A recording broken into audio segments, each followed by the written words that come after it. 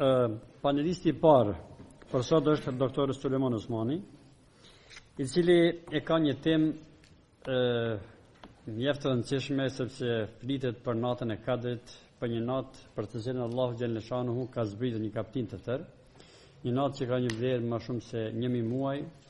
Andaj me kënaqësi më të madhe ja jap fjalën kolegës e nderuar doktor Sulejman Efendi Osmanit. Ju falenderoj kryesues dhe ju të pranishëm. Nata e Kadrit, natë e vlerave.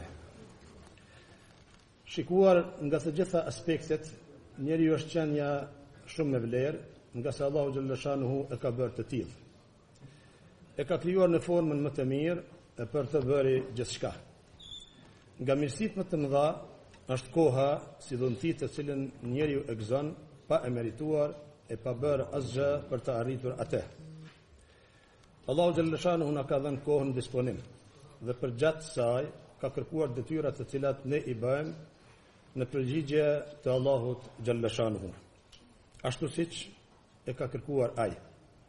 Shikuar në përgjithësi, obligimet fetare për muslimanin nuk marrin shumë kohë nga koha e tij. Përkundrazi janë të shkurtëra e të mundshme për të zbatuar e të përshtatshme me rrjedhat e jetës. Ne edhe punojmë, edhe falemi, edhe agjërojmë, edhe bëjmë punët e përditshme. Pra, detyrat që jep Islami bashkëtojnë me nevojat e jetës. Ky fakt e bën Islamin fetë natyrshme, e cila ka për qëllim të rregullojë jetën e njeriut në këtë botë e ta çesë faqebardh për në botën tjetër. Për të arritur këtë qëllim madhor, Allahu xhallahu xhanuhu ka përcaktuar një rrugë të qartë dhe forma të ndryshme ibadeti, të cilat besimtari I bën me përkushtimin më të madh. Agjërimi është nga shtyllat bazë të Islamit, e në të ka mirësi të shumta, të cilat saktësisht I di vetëm Allahu xhallahu xhanuhu.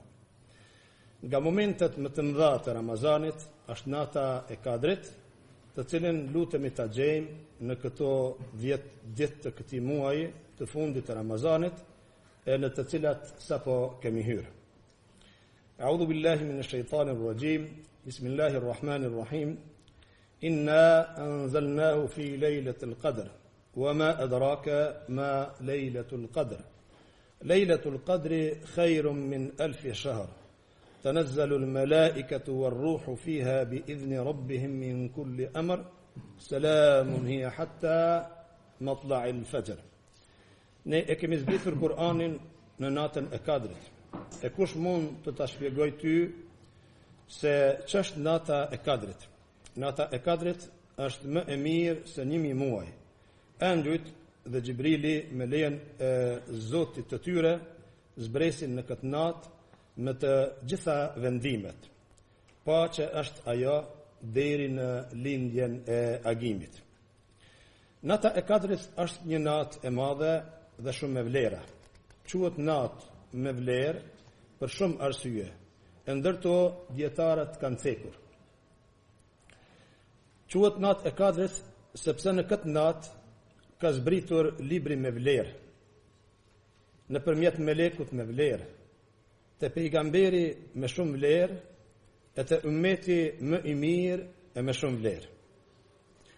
Thuhet se quhet natë me vlerë, nga se kush bën punë e vepra të mira me bindje e me besim në Allahun xhallahu xhanuhu dhe duke llogaritur në shpërblimet e tij gjatë natës së Kadrit, te Allahu xhallahu xhanuhu do të bëhet person me vlerë e me nder. Gjithashtu thuhet se nata e Kadrit ka kuptimin e natës së vlerave, nga se në mënyrë alegorike shpreh prezencën e melekëve në tokë në këtë natë të madhe. Prezenca e tyre është aq e madhe sa hapësira e tokës bëhet e ngushtë për shkak të numrit të madh të tyre. Sipas haditheve të pejgamberit sallallahu alaihi wasallam, numri I melekëve në tokë gjatë kësaj nate është sa numri I kokrave apo grimcave të rërës. Në këtë pikpamje, gjithçka është në ngushtë në hapësirën e lëvizjes, nga se melekët kanë mbushur tokën, ndërsa hapësira në mes tokës dhe qiellit është e mbushur me melek, të cilët lëvizin poshtë e lartë pa ndërprerje. Disa zbresin nga qielli drejt tokës, ndërsa turma tjera nga toka ngjiten në qiell. Lëvizjet e melekëve në hapësirat e tokës dhe qiellit nuk lënë zbraztësir.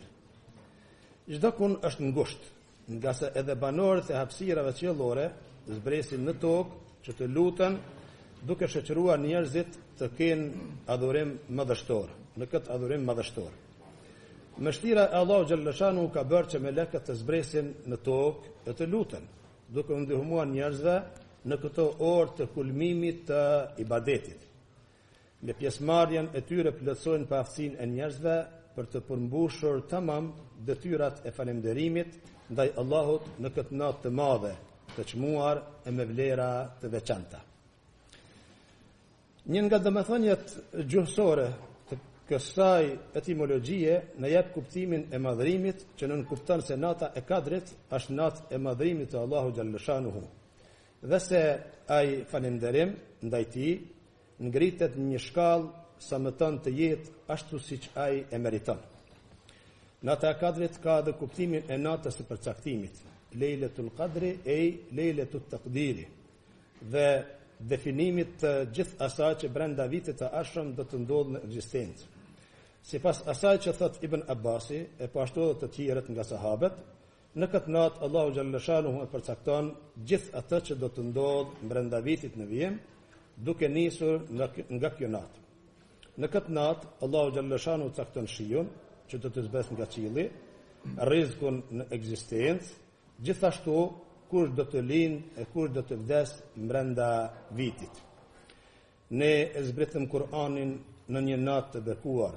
Vërtet, ne gjithmonë kemi qenë paralajmërues. Në atë natë të zbritjes së Kur'anit vendoset çdo punë e urtë. Domethënjet e shumta të këtij emri i shtojnë edhe më shumë vlerë dhe kuptim kësaj nate. Andaj, të gjitha kuptimet e mëparshme mund të jenë realitet i saj, nga se të gjitha plotësojnë vlerën sublime të saj. Andaj, nata e Kadrit është natë me vlerë, natë e çmueshme, natë e lavdishme, natë e ndodhive të veçanta, natë e bindjes e nënshtrimit, natë e caktimit të ndodhive brenda një viti, natë ku toka e qielli dhe hapësira në mes tyre mbushen me melek që lëvizin poshtë e lartë dhe kështu vazhdojnë deri në agim. Natë në të cilën Allahu xhallashanuhu hap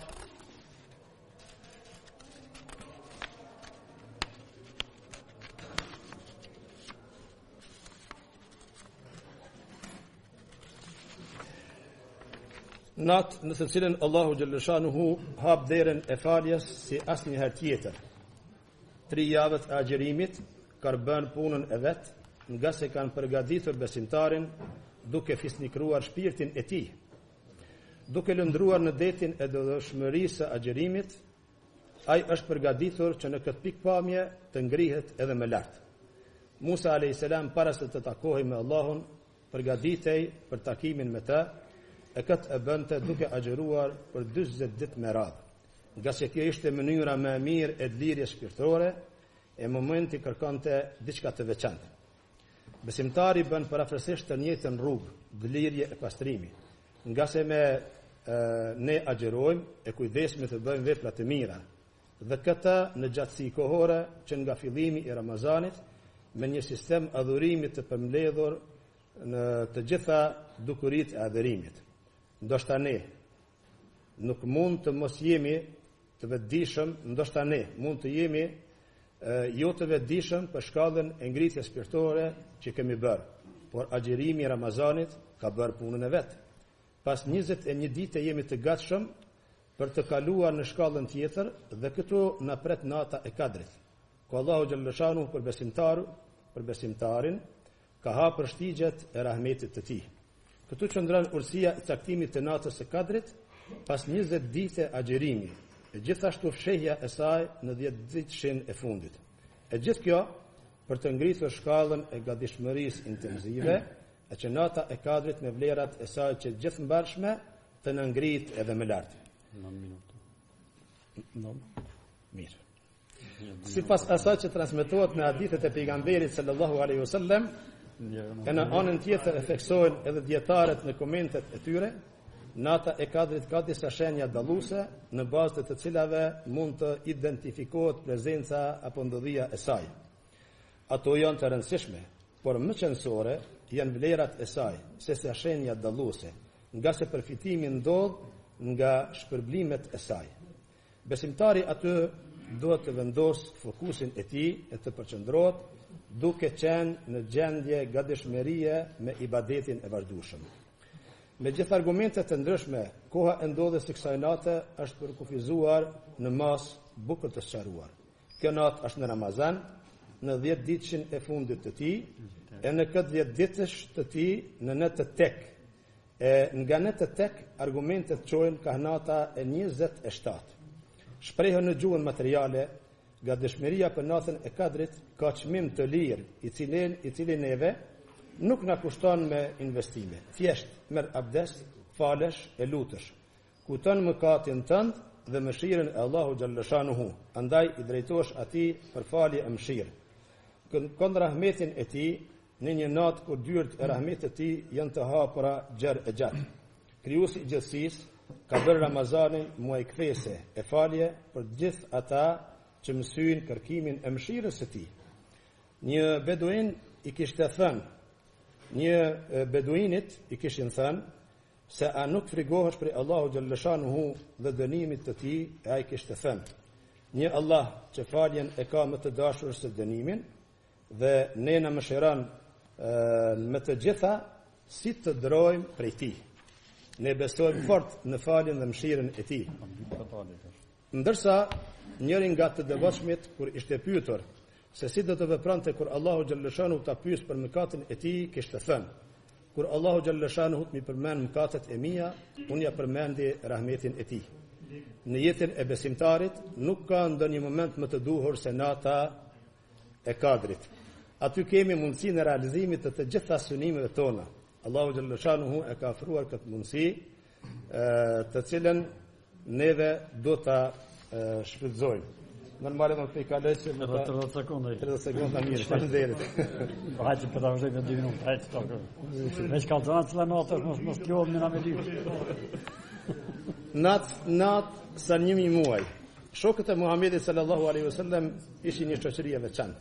Ata lakmonin të bënin sa më shumë punë të hajrit dhe kjo i bënte ata më shumë kërkues.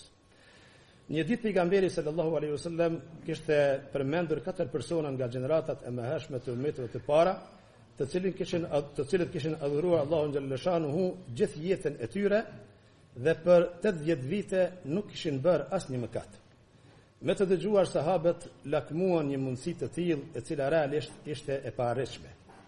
Për të qetësuar ndjenjat e tyre, erdhi Xhibrili e i tha Muhamedit sallallahu alaihi wasallam: ummeti yt lakmoi në ibadetin e atyre 4 personave të cilat adhuruan Allahun për 80 vite, pa bërë mëkat asnjëherë ndaj Allahut. Ty të ka zbritur atë që është edhe më e mirë, një natë e cila është më e mirë, më e madhe e më e vlefshme se 1000 muaj. Pra ibadeti i një nate i cili është i vlefshëm sa ibadeti e një jete të tërë. Gjithashtu transmetohet se Muhamedi sallallahu alaihi wasallam kishte përmend një burr nga Beni Israilit i cili kishte luftuar në rrugën e Allahut 1000 muaj. E sahabët lakmuan në veprimin e tij të hajrit, të gjatë e të vazhdueshëm.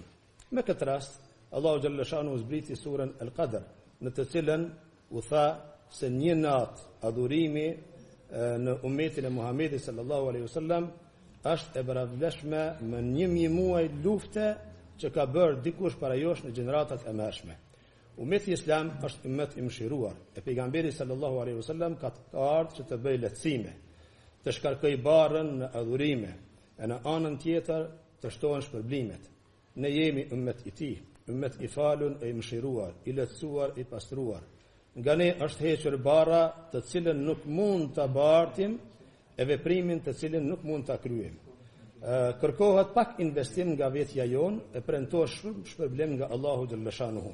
Ne jemi ummet i agjërimit, ummet i Ramazanit, ummet i natës së Kadrit, ummet i cili mundësinë e adhurimit dhe kërkim faljes së vazhdueshme e shfrytëzon.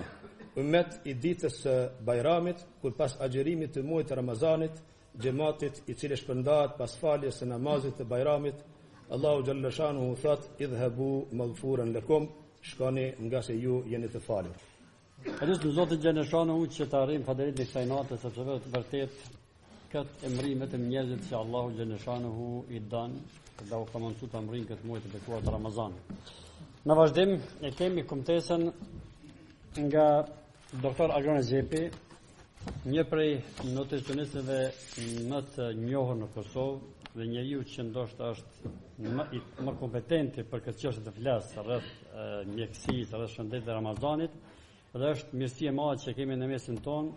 Doktor Agron e kemi për besimtarët e mirë, andaj me shumë kënaqësi ja kaloj fjalën me temën agjerimi nga aspekti mjekësor. Orë doktor. Nderuar kryesuesi I seancës, nderuar dekan, nderuar të pranishëm, me të vërtetë është kënaqësi e privilegj për mua që të jem mesin e juaj. Edhe në pikat shkurta pa e provoku kryetarin me sekonda në para lajmëru. Të shtjellojmë disa gjana rreth lidhmërisë mes agjerimit dhe mjekësisë, respektivisht ndikimit të agjerimit në shëndet. Çështje këto të cilat gjithë I dini, pak a shumë, po do të mundohemi në pikat shkurta të I përmbledhim. Sigurisht se në fund të seancës do të jemi I pranishëm dhe do të jemi I gatshëm të përgjigjemi pyetjet nëse ka eventualisht. Agjerimi nga aspekti mjekësor është një lloj dietës, një formë e abstinimit nga disa lloje të ushqimit apo të gjitha ushqimit për një kohë të caktuar. Tash agjerimi si agjerim kemi të pranishëm qysh se ekziston njeriu, për arsye se është një dhunti që Zoti ka bërë njeriu dhe ka mbjellë në vetë natyrën e njeriu. Gjithë kemi pas rast me provu kur kemi pas ndonjë problem shëndetësor, edhe s'kemi pas oreks, është ndërprej oreksis, s'po m'hat, s'po m'pijet kur gjë. Atjet pra një shpirt për rreth kanë bë bezar, merr diçka, pit diçka se duhet me majt shpirtit. Shpirti mahet edhe pa hangur. Një hulumtim tregon mbi 2 muaj ditë një person 70 kg, s'po flas për ata mbi 100, 70 kg mbi 2 muaj ditë mundet me jetu vetëm nëse ujë her pas here pin, pa pas probleme shëndetësore. Tash pse po hupa ai oreks? Zoti ka qenë këtë mekanizëm mbrojtës të organizmit njeriu që të bëhet vetë shërimi. Kjo është edhe në botën tjetër të gjallë, te kafshët e kemi një praktikë të tillë. Kafshët kur të lëndohen me ditë tona nuk hajnë kur gjë, dhe vetëm që të vetë shërohen. Ai s'ka një mjek më ardh aty afër me vetë shëru. Mjeku për neve është kjo agjerimi është ai mjeku që Allahu na ka dhënë ta kemi. Ata që zbatojnë. Agjerimet janë lloj-llojshme. Në Islam është pak sa më burrnor në agjerim, ku ndërprejmë për një kohë të caktuar të gjitha ushqimet, agjeron syri, agjeron goja, agjeron veshka, agjeron qytyrë, agjeron e tërë qenia njeri që përbëhet nga komponenta shpirtërore edhe trupore. Kulumtimet shumëta janë bë në vërtet kohë të fundit po bëhen më tepër, më herët vetëm bazë në atë aspektin vrojtues. Për shembull kemi Hipokratin, I cili ka zbatuar forma të ndryshme të abstinimit nga ushqimet, I ka trajtuar smundje të lloj-llojshme me abstinim. Kemi tek indianët amerikanë agjerimi është përdor për të rritur aftësitë e gjuetisë. Do të thonë, aty ka diku diçka në aftësitë e tyre, sigurisht psikofizike. Ju përbahet për komponente shpirtërore trupore. Ne kemi agjerimin obligim prej Zotit. Në këtë olimpiadën e Londrës kemi pasën sportista kanë thyer rekorde maraton duke qenë agjerueshëm. Tash këtu pse çysh po vjen kjo?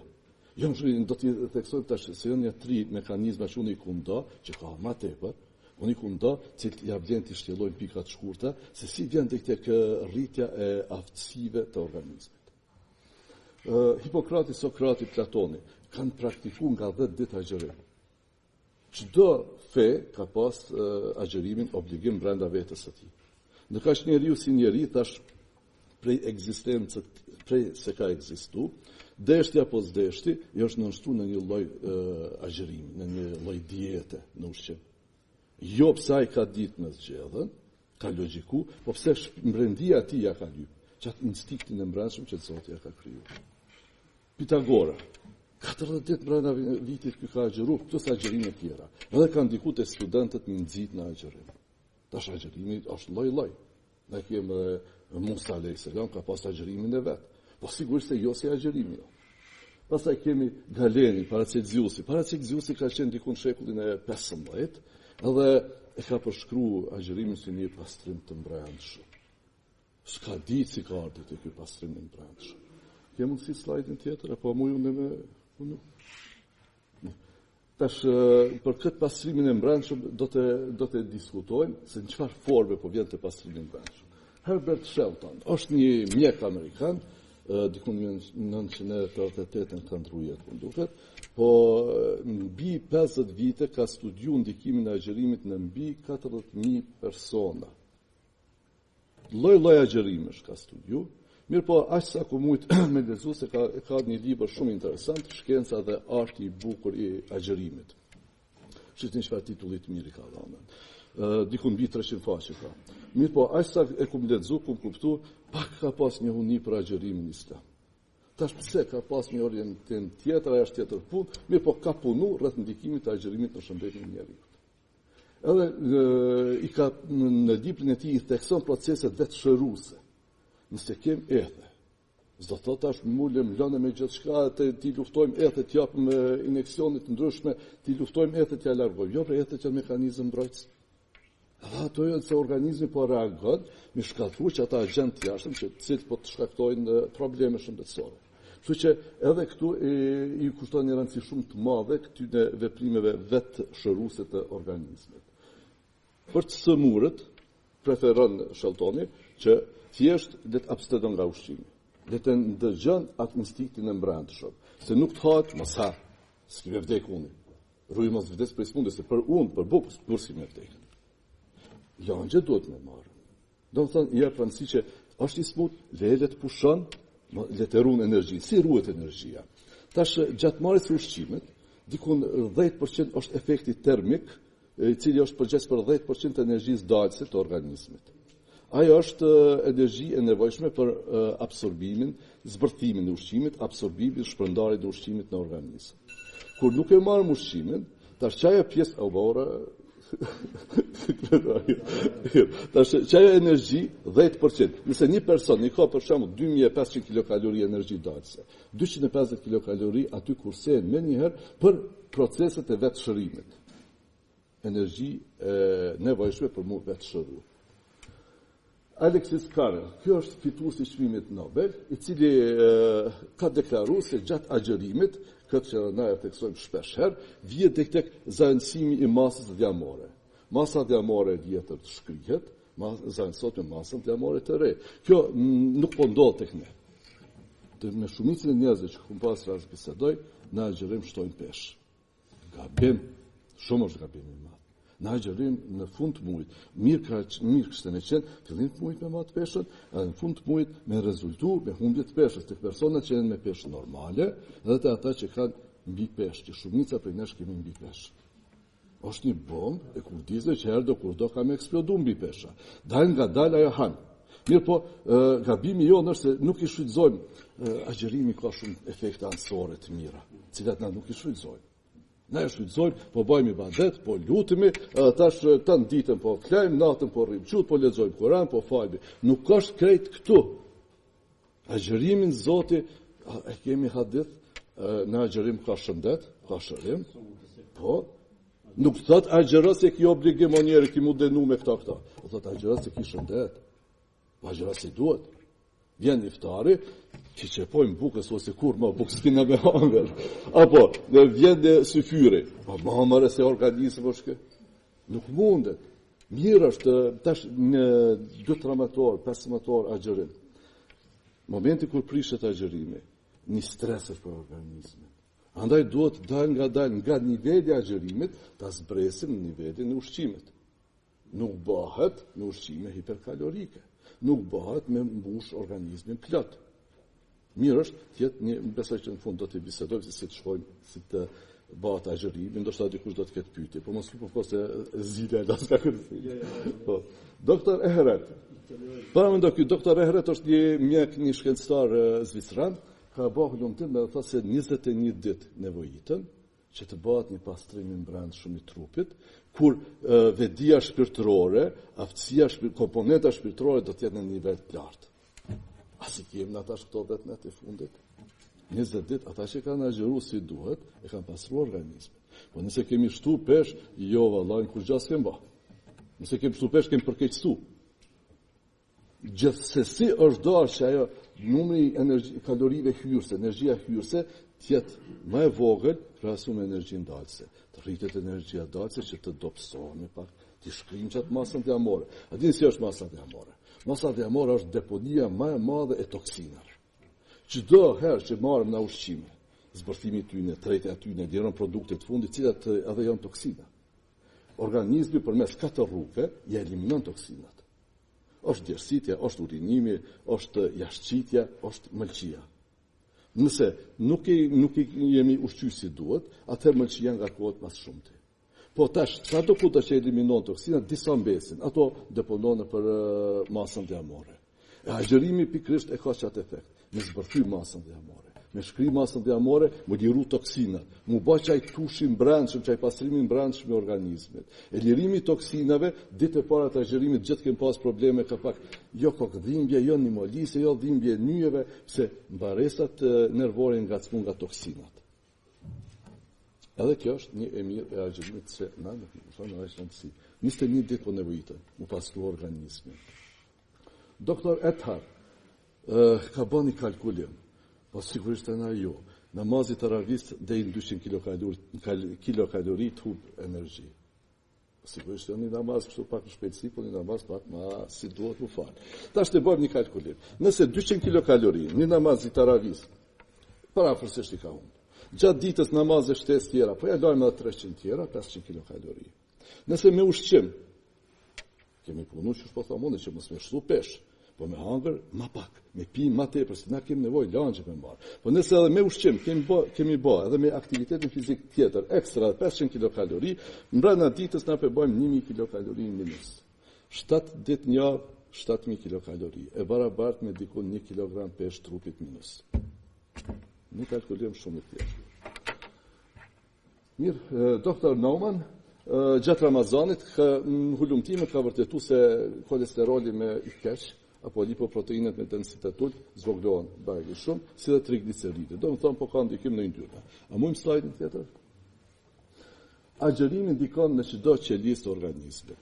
Tash këtu janë 3 mekanizmat, për cilët tash do t'i shtjellojmë që unë e kumba një ndamje, me qëtë se ende nuk dihet në tërësi se si ndikon agjërimi në shëndetin e njeriut, nuk janë zbuluar gjithë mekanizmat, po unë kam veçuar 3 mekanizmat që do t'i shpjegoj shkurtës. Aktivizimi i procesit të autofagisë. Procesi i autofagisë është çaja vetë shkrirja e brendshme, kur organizmi e bën shkrirjen e komponent që kjo zhvillohet në nivel qelizës. Miliarda qeliza kem trup. Se cila qelizë ka aftësinë e autofagisë, me zhvillu procesin e autofagisë. Autofagia i merr kur s'ka materi ushqyese aktivizohet, nevojitën diku të paktën 12 nevojitën të paktën. Sa? Oh. Në besë pak borxh valla, amë pak kohë. Të paktën 12 orë, 24 orë nevojitën kohë agjërim që të aktivizohet procesi i autofagisë. Çka nuk kupton? Qelizat e kanë një organel, lizozom, thonë, që i han ato komponentat e dëmtume të qelizës, pjesë e dëmtume, i po ashtu i ka përdin edhe mikroorganizmat, agjentët që shkaktojnë sëmundje, i zbërthen. Tash me zbërthimin e tyne, paramendoj, prapë e këto, kur gjas ka mbetje, i zbërthen liron energji, cilën e shfrytëzon për vetë shërim. Çaja është procesi autofagisë, çaj shërimi i brendshëm, çaj që Muhamedi alayhis salam para 15 sheku i thotë agjëroni se keni shëndet. E tash në vitin 2016 Yoshinori Ohsumi është një biolog japonez me çmimin Nobel për shkak se e përshkruan në mënyrë fenomenale procesin e autofagisë dhe ndikimin e agjërimit në aktivizimin e procesit të autofagisë. Pastaj kemi ekonomizimi punës së të shumë organeve. Në momentin që hym në agjërim, e çova unë drejtë të kohës të pastaj. Në momentin që hym në agjërim, në gjithsesi do të bëhet një zvoglim i metabolizmit të organizmit. Si bëhet? Duke u frenuar sistemin nervor vegetativ, pjesa simpatikusit. i cili bën stimulimin e organeve. Kjo ç'është rezultat? Me rrëmit të rrallave të zemrës, me zgjerim të endëve të gjakut, rrëmje shtypjes së gjakut. Pastaj, për 5-6 orë, mirë, me rrëmjen e rrallave të zemrës, një po dim thotë deri 14 rrallave të zemrës minutë më pak punon zemra. Pa më dashur ekonomizimi është. Pastaj, mëlçia 5-6 orë më pak punon. Sistemi tretë, agjerimi preferohet tek problemet tek sindrome zorrëve irrituese. Që s'ka ilaç për këto. Agjerimi është fenomenal. Zoglohet, nuk irritohet, në shërohet më shpejt. Stimulimi i punës së sistemit nervor qendror të treta është hipersekretimi i eukefallinës dhe endorfinës. Ai sportisti ka thyer rekord. Mbrendia tina ka bata. Na thonë vullneti ma po, ja kanë ndikun diçka në organizëm. Çka? I ndiru këta dy mediatorë të cilët e kanë bërë stimulimin, kanë dhënë një forcë të mbrëmshme. Mund ka ndodhur. Agjerushët, ku luajtën futboll, basketball, tenis, dhe so shokët e mi pishin ka zi sa herë ujë, që s'pushin me shëdu, as pak etjes kisha. Pse? Pikrisht është kjo që të stimulon. Shkojmë slajdin tjetër. Mirë, këto janë dy pyetje. Si duhet para përgatitur organizmin tonë para Ramazanit, po dhe pas Ramazanit. Para Ramazanit tash veç kemi pak vonë, pse është dashur shkurt 2 javë më herët fillon mu përgatitur organizmi për Ramazan. Jo nesër valla kismet do të shohim se fyra do ta agjerojmë. Jo, 2 javë më herët do të fillojmë përgatit. Qysh? Duan gjithë me rrallu ose me lan duhanin. Çaji, kafja duhet mu rrallu shumë, edhe me fillu pak me rrallue ushqimet gjatë ditës. Me para përgatitur organizmin, me stresu, se sigurisht ndërprerja ushqimit, ndrrimi i rutinës së ushqimit është një stres për organizmin. Edhe si duhet kalu organizmin nga rutina një mujore e agjerimit. Erdh Bajrami, ambëlsira, moni se kena me pas probleme. Jo rastisht në 6 ditë shevallit. Pjadestalit e agjerimit dal nga dal me ra në atë normalin 11 mujshe. Jo për njerë me këcy, se thejmë kam, thejmë dorë, po dal nga dal, një ditë po, një ditë jo, një ditë po, një ditë jo, edhe vesh jemi të gatshëm për me vazhdu. Mos harrojmë edhe këtë. Nutricistët botror po preferojnë 2 lloj agjerimesh. Agjerimin alternativ dhe intermitent. Alternativ është 1 ditë po, 1 ditë jo. Që e tim se është agjerimi më i mirë, po, edhe intermitent është për shembull 2 ditë brenda javës. Na e kemi hanë ajtë. Këtë po na i marrin neve. Po na sfizbatojmë ato si duhet. Shumë ju faleminderit, kërkoj falje për Panelistja e radhës është magjiste Gjylteni Dërguti, e cila do të na flasë për efektet psikosociale të agjerimit të Ramazanit. Gjylteni është një profesorish që vite me radhë është marrë me këtë shkencë, edhe besoj se edhe në këtë kontekst do të dalë me sukses. Faleminderit shumë. Ndihem e nderuar dhe është në ime që jam pjesë e kësaj konference, me shpresën se në këtë ditëshin e fundit të Ramazanit të jetë edhe kjo konferencë një prej veprave të shpërblyera shumë fesht tek Allahu inshallah. Ajo që unë do të ndaj me juve sot janë efektet psikosociale të agjerimit, derisa doktor Agroni më herët foli për aspektin biologjik, e dim që njeriu është një qenie biopsikosociale, domethënë nuk mund ta veçojmë vetëm në aspektin fizik ose atë shpirtëror, po edhe në atë social. Janë disa elemente që unë do të preki sot. Fillimisht kam zgjedh ajetin kuranor ku Allahu xhaleshanuhu thot agjerimi është bërë obligim në mënyrë që të bëheni të devotshëm. Dhe sigurisht që nuk është qëllimi dieta ose dobësimi i individit në këtë agjerim, por qëllimi është të arrijë devocioni atë që njeriu e bën njeri. Dhe është hadithi Muhamedit alayhis salam që thot agjeroni do të jeni të shëndosh. Këto janë veç elemente që u cekën. Unë i kam përmbledh disa porositë të përgjithshme me anë të Kuranit edhe haditheve se çka porositet agjeruesi. Porositet gjatë agjerimit ta shtoj namazin, ta shtoj leximin e Kuranit, ta shtoj sadakan, ta shtoj zekatin, ta shtoj kërkim faljen, të shtoj veprat e mira, të mbaj gjuhën të zënë me dhikr, të mos flas fjalë të këqija, të mos zihet me të tjerë, të largohet prej veseve të liga. Dhe pikërisht e kemi ndarjen sipas Imam Gazaliut që thot agjerimi është dy llojesh. Është i të përgjithshmëve, domethënë ata që e lanë ushqimin, pijen dhe marrëdhëniet intime gjatë kësaj periudhe, dhe agjerimi të veçantëve, të cilët i lënë të gjitha këto veset e liga me të cilët agjerimi pasurohet edhe besohet që do të pranohet më mirë. Sa i përket agjerimit ndërshkencëtar, agjerimi është i vjetër sa dhe vetë njeriu, kështu e thonë edhe shumë shkencëtar. Mirë po, i pari që e përdori për mjekim ose për kurim për trajtim të sëmundjeve në shkencë, është doktor Edui, cili më 1877 ka aplikuar bri terapeutike dikon deri në 21 ditë, Një lloj e ka bërë duke e lënë vetëm mëngjesin, domethënë duke u alarguar nga menyja vetëm mëngjesin, ndërsa për një lloj terapie e ka përdorur që gjithë ushqimin me lënë përveç me pi ujë me disa pika limoni. Krahas sëmundjeve fizike, domethënë që këtë lloj metode e ka përdorur për trajtim, ai me këtë e ka përdorur edhe për trajtimin e sëmundjeve nëndore ose sëmundjeve psiqike, siç janë sëmundjet e humorit, depresioni, lodhja kronike e të tjera. Winston Churchill gjithashtu, domethënë mbështetës amerikan, ka agjëruar 24 deri në 48 orë për forcimin e mbamendjes dhe në moshën 80 vjeç ai ka qëndruar tepër shumë vital. Po ashtu Gandhi në moshën 64 vjeçe ka mbajtur grevuri 10 ditëshe dhe pas 10 ditësh mjekët kanë konstatuar se organizmi i tij është ripërtrirë sikur të jetë në moshën 40 vjeç.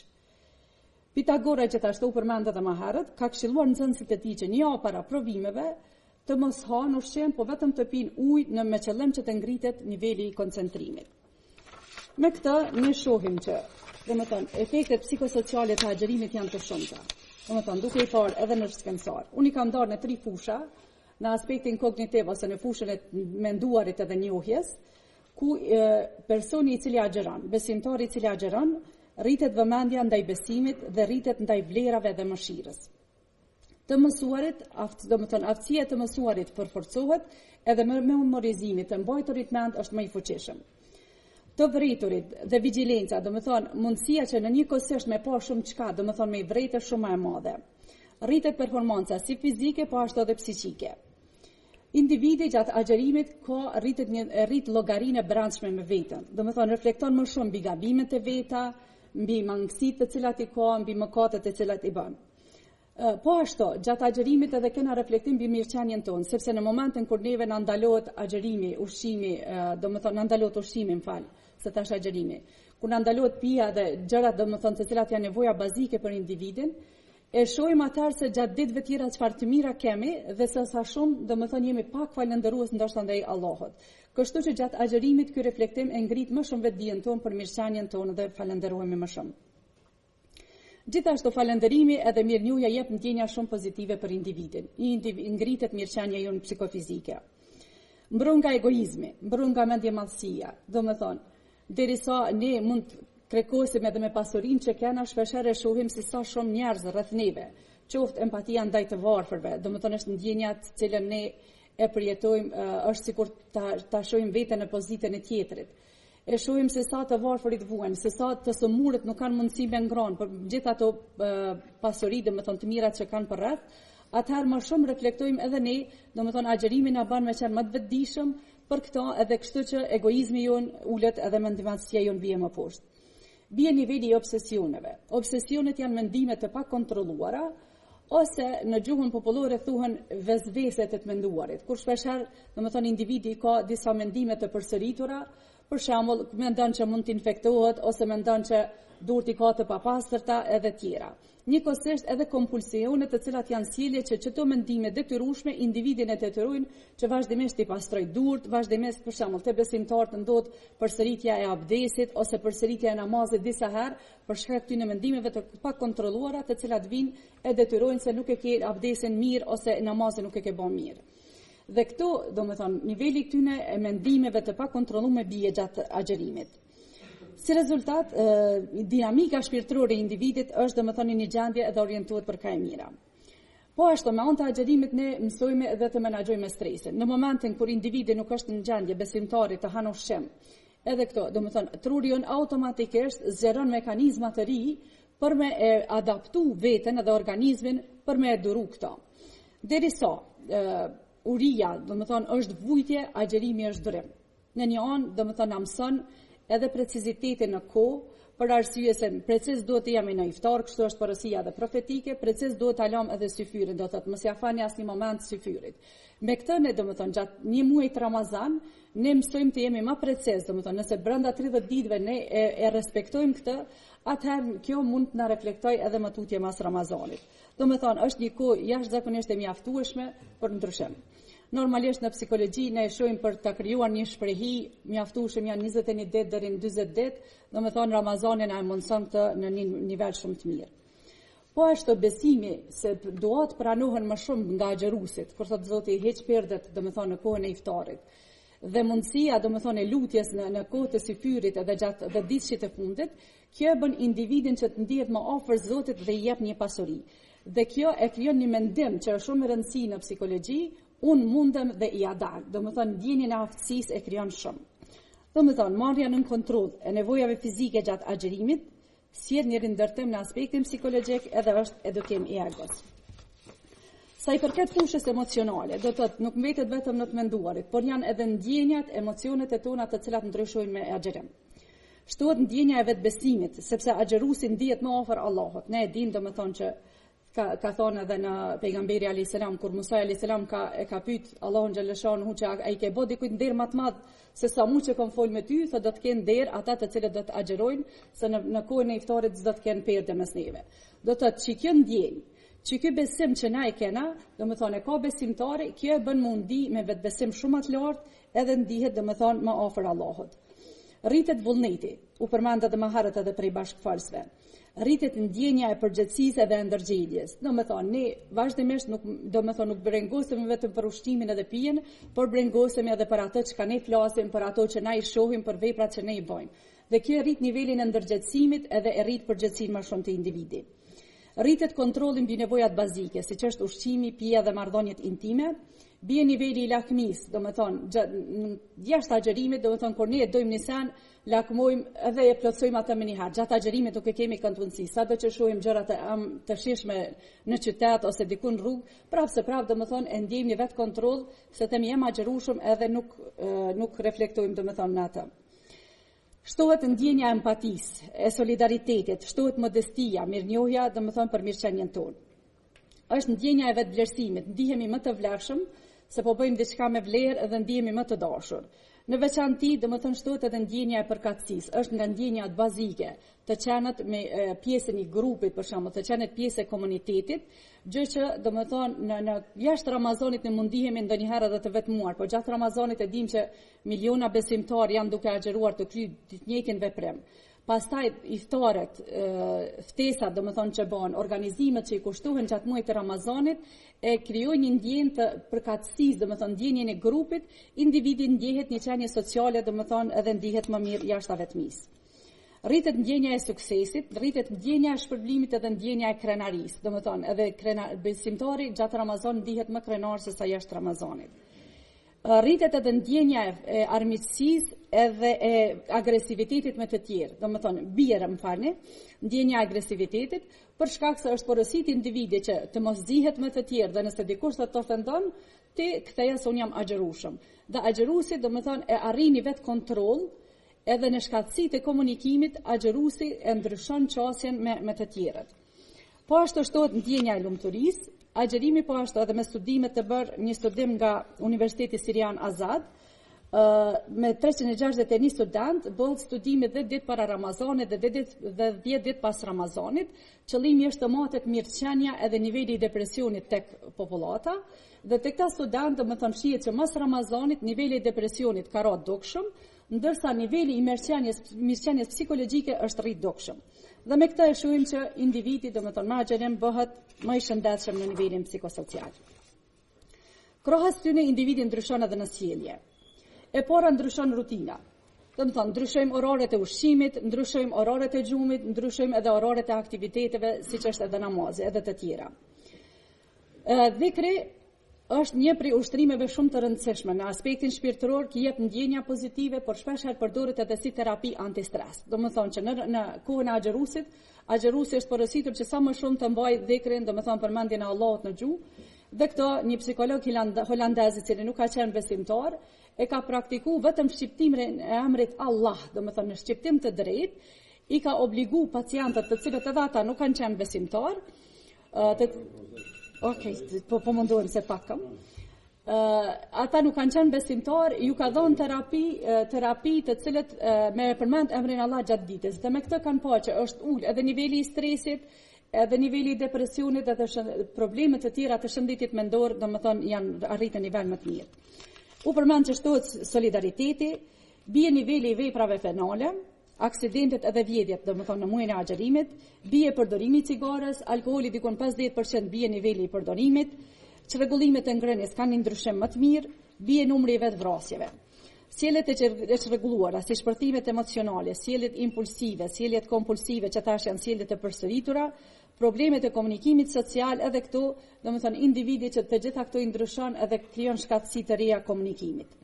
Kemi krijimin e principeve të shëndosha, takimin me shumë familjar edhe rrethin shoqëror, domethënë gjë që ndoshta me mujtë të tërë nuk takohemi, gjatë Ramazanit i kushtojmë rëndësi që të shihemi edhe të thërojmë iftar. Me këtë forcojnë edhe lidhjet familjare, domethënë edhe brenda familjes, për shkak se çdo njëkohësisht hon iftarin, njëkohësisht hahet edhe syfyri, mirë po njëkohësisht lidhen edhe farefisnia, domethënë edhe komuniteti në përgjithësi. Kjo ndërton domethënë një paqe të brendshme dhe kjo ka një rëndësi të veçantë në shëndetin mendor. Ramazani e shohim se është një muaj ku individi është afër Allahut, është muaj i mundësive dhe shprehive të mira, është muaj i mirëqenies edhe i kurimit. Mbi të gjitha, është paqja e brendshme dhe përmbushja që e ndjen individi, që është duke realizuar një adhurim ndaj Allahut xhaleshanhu, ndjen një paqe në raport me Allahun, ngjallet shpresa e faljes që është shumë e rëndësishme në shëndetin mendor, me këtë ulet niveli i ankthit, domethënë frikës së parësyeshme dhe individi hedh hapa më shumë mbi vetkujdesi. Po e përfundoj me fjalën e Randi Fredriks që thotë agjërimi ka fuqi ta ndryshojë njeriu, shoqërinë, madje edhe botën. Allahu ju nderoj. Tash është panelisti i fundit të këtij sesioni, doktor Ormi Myta, me kontestin betejat vërtetore të muslimanëve në muajin Ramazan.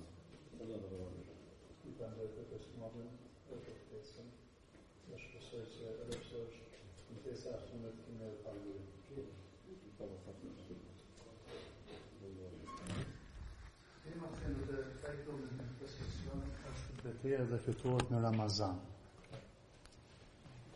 Prandaj do të mundohemi që shkurtimisht të prezantojmë vetëm thelbësorët e kësaj teme, duke shkuqitur rrethanat historike dhe shkaqet që quan deri te këto përleshje ushtarake.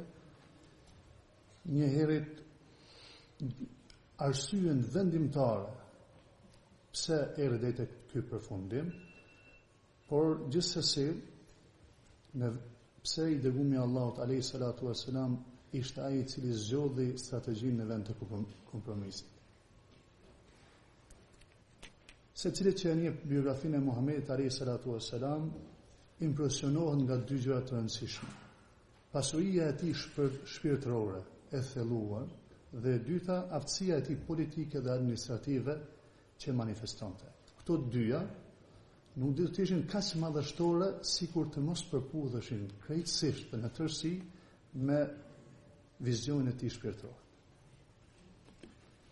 Kjo na bën të kuptojmë edhe veçanësinë e dërguarit të Zotit Muhamedit alayhis salam, që nuk kërkon të për vete asgjë tjetër, veç se të ishte trupëzim i atij misioni që e kishte dërguar Allahu xhallashanhu. Megjithatë, si sqaron Karen Armstrong, një studiuese bashkëkohore, bota e krishterë, nga se është dominuar nga shërbëtyra e Jezusit të kryqëzuar, Isait alayhis salam, i cili tha se mbretëria e tij nuk ishte në këtë botë, prirën të shohin dështimin dhe përvojtjen si shenja dalluese të një udhëheci fetar, gjë që nuk e gjente Muhamedi alayhis salatu wassalam. Prandaj ata nuk shpresojnë që herojtë e tyre shpirtëror të arrijnë sukses befasues në kushte toksore. Dhe nisur nga kjo premisë, ju duket indinjuese që Muhamedi ju desh të luftonte për rrugën e paqes dhe fitores. Prandaj vjen pyetja: si u bë ky predikues i Zotit luftarak? Nga konteksti kronologjik, besimi i parë që përhapi Kurani pas monoteizmit dhe drejtësisë sociale e ekonomike ishte besimi për ditën e gjykimit ose për përgjegjësinë përfundimtare. Predikimet e Muhamedit alayhis salatu wassalam të tilla hasen në kundërshtime të fuqishme të qytetarëve të Mekës, sidomos të atyre që veç ishin pushtetarë të jetës dhe vëmëtarisë në Mekë. Mekkasit jo vetëm që ja kishin frikën sfidës që Muhamedi i bën të fesë të tyre tradicionale, të bazuar në politeizëm, por edhe konsideronin se besimi i ri, duke vënë theksin mbi drejtësinë sociale, kundërshtimin e fajdes dhe promovimin e bamirësisë, rrezikon të drejtë për drejtë vetë strukturën e shoqërisë që kishin ndërtuar. Me zgjerimin e kundërshtimit, shtohej dhe rreptësia propagandës kundër tij. Ajo kalonte nga zemrimi në përqeshje, nga përqeshja në akuzë dhe nga akuzat në persekutime të pamëshirshme. Në rastet më të mira, mjaftoheshin me pyetjen se është i gjendosur ose magjistar. Ndonjëherë talleshin duke thënë, ç'është ky pejgamber i çuditshëm që shëtit kanë për treg. E herë tjera ironizojnë duke thënë, përse Zoti mos zgjidh njëri më të madh e më të pasur për ta bërë pejgamber, por ka bërë pejgamber këtë far bunjaku, këtë far jetimi. Megjithatë, arsyeja më drejt për drejt për masë të pejgamberit a.s. kundër mëkatësve ishte armiqësia e tyre ndaj muslimanëve, madje edhe kur këta emigruan në Medinë.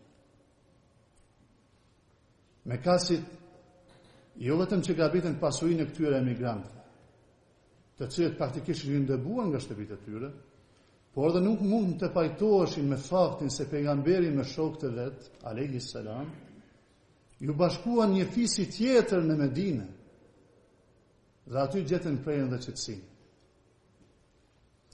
Pas 2 apo 3 muajsh për imigrimit, mëkatësit e morën vetën nga befasia dhe sërish zunë të thunin planën për të dëmtuar muslimanët.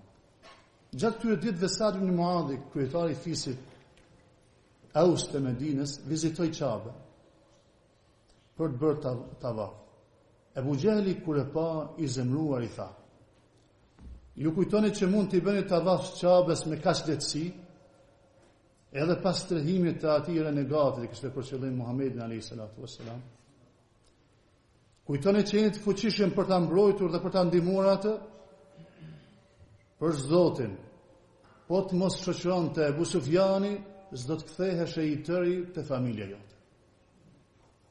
Sa'd ibn Muadhi ishte prisi fisit vet dhe ja ktheu me të njëjtin ton.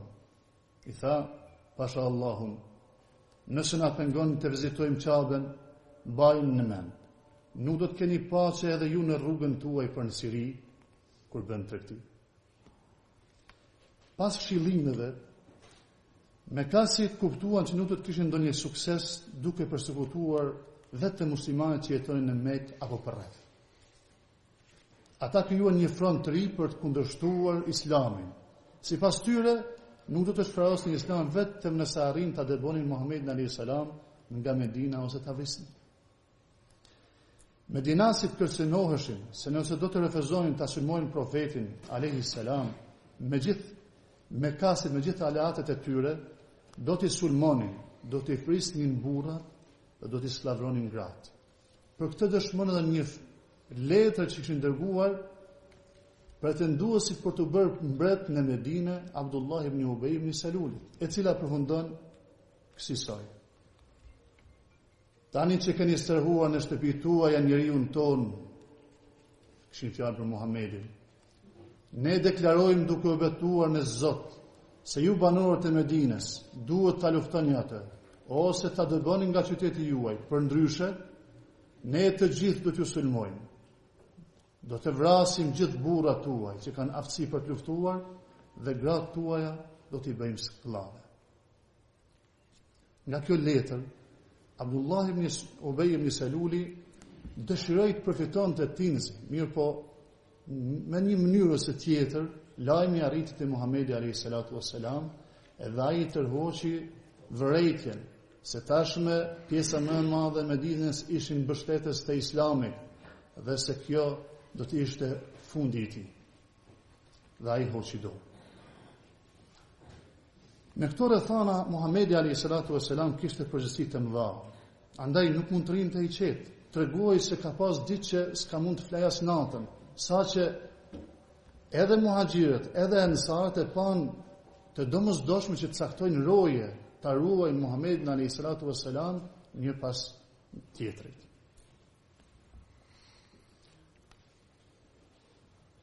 Me fjalë tjera, midis mekazve dhe medinasve mbretëron të gjendje lufte.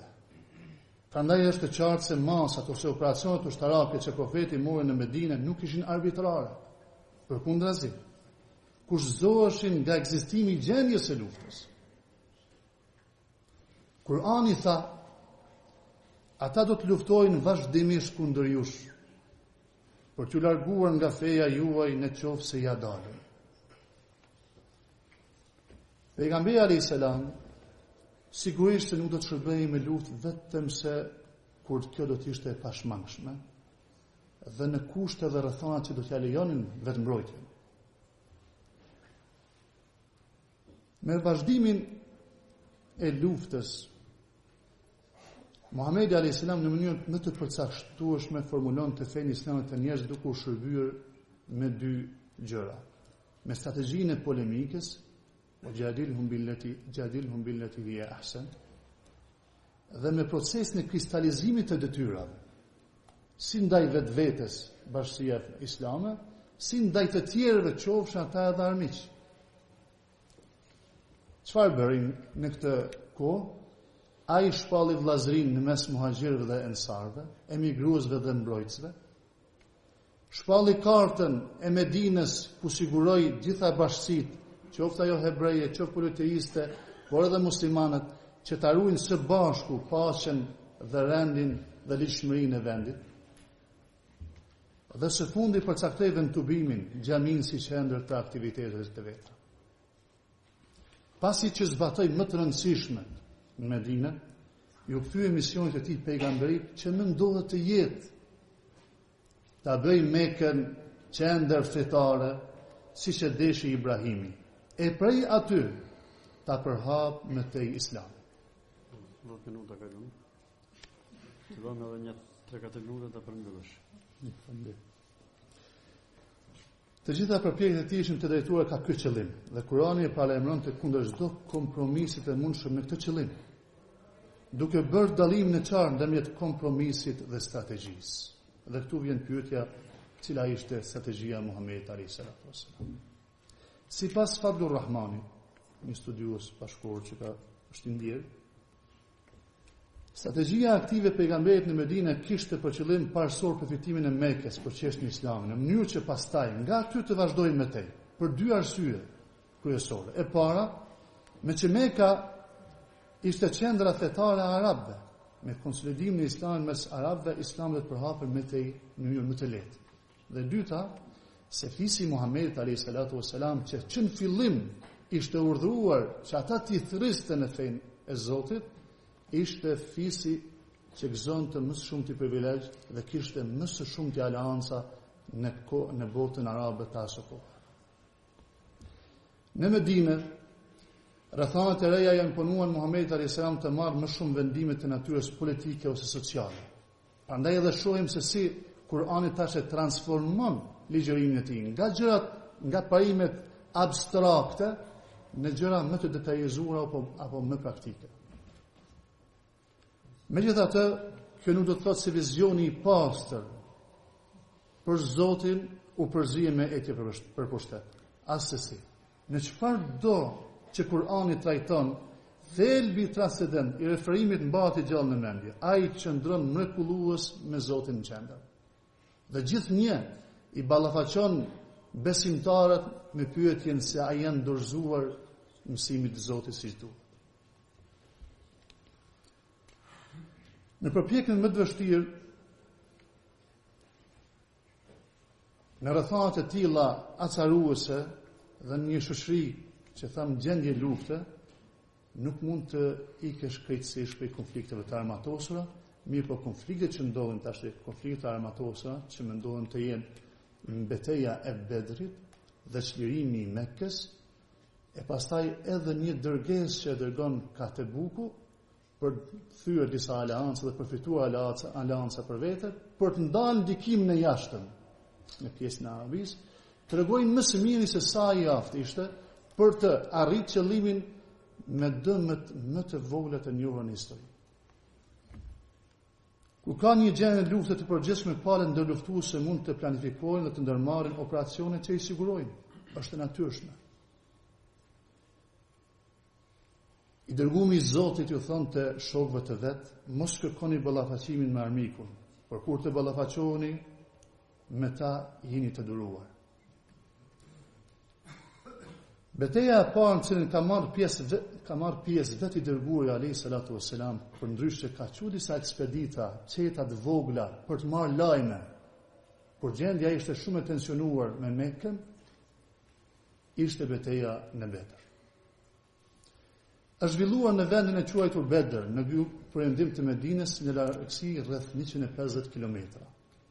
Kjo betejë ka ndodhur më 17 Ramazan të vitit 2 Hijri, që i bie në mars të vitit 624 sipas kalendarit gregorian. Mbi nimi i Mekës u ndeshën me rreth 300 e diçka muslimanë. Megjithatë, Mekasit pësuan disfat të rëndë dhe prisit kryesor të tyre humbën jetën. Pse? Ata luftonin të shkujdesur me stilin e vjetë arab të trimërisë kalorsake. Çdo kryetar fisi udhëziste njerëz të vet. Kështu që ushtria nuk kishte një komand unike. E kundërta ishte te Muhamedi alayhis salam. Kishte një komand unike, një ushtri shumë të disiplinuar dhe mori si strategji që ata të përdorin shigjeta derisa të përballen trup me trup me armikun, e të mos shkojnë ka armikun. Po, pas më të garu, që nëse ka mundësi të përmbledh në 1 minutë. Atëherë tash edhe kohën pak të ngushtë. Kemi 1 minutë dispozicion. Fitoria ju erdhi muslimanëve, por në mënyrë që gëzimit të mos i bëj ata që të bëjnë gabime, zbritën disa ajete që flasin për robët e luftës, që s'duhet të mbyteshin, as të keqtajtoheshin, por të mbaheshin pengj luftë me gjitha drejtat, e më vonë besa edhe urdhëron që të mbahen në shtëpitë e tyre si vëllezër. Gjithashtu i ndaloi muslimanët të grindeshin për plasjen e luftës dhe 150 devet, 10 kuaj dhe pasisjet ushtarak mundohen në mënyrë të barabartë. Mesazhi përfundimtar, nëse strategjia e pejgamberit filloi të afrohet qëllimit kryesor, çlirimi i Mekës pa gjakderdhje, që ishte domethënë çlirimi i Mekës pa gjakderdhje, në mënyrë që kjo të bëj pikëfillimi i përhapjes së mëtejme të Islamit. Pejgamberi sallallahu shpalli amnestinë e përgjithshme për gjithë armiqtë e vet, duke përjashtuar vetëm idhujt në Qabe, sepse ata duhet të hiqeshin përgjithmonë.